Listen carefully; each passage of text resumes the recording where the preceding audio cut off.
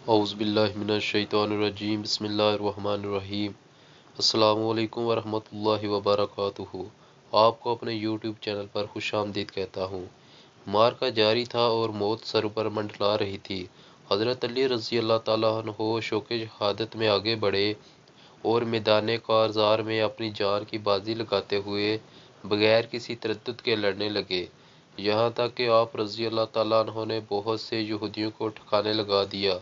قریب تھا کہ قلعہ فتح ہو جائے۔ اچانک قلعہ کے پہرے داروں کا ایک گروہ نکلا۔ اس گروہ کے ایک آدمی نے آپ رضی اللہ تعالیٰ عنہ پر اس زور کا وار کیا کہ آپ رضی اللہ تعالیٰ عنہ کے ہاتھ سے ڈال گر گئی۔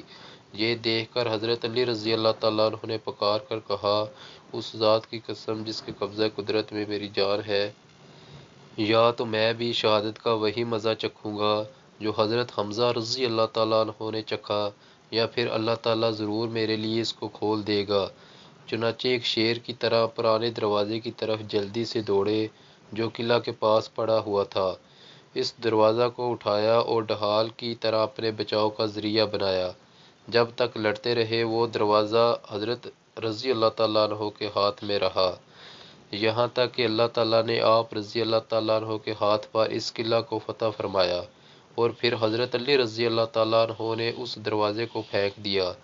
رسول اللہ صلی اللہ علیہ وآلہ وسلم کے غلام ابو رافع رضی اللہ تعالیٰ عنہ فرماتے ہیں کہ حضرت علی رضی اللہ تعالیٰ عنہ کا لشکر اس بات کا گواہ ہے کہ میں نے اپنے 7 ساتھیوں سمیت اس دروازے کو، جسے حضرت علی رضی اللہ تعالیٰ عنہ انہوں نے اٹھا رکھا تھا، زمین سے اٹھائیں یا دروازے کو الٹا دیں، مگر ہم نہ اٹھا سکے۔ سبحان اللہ۔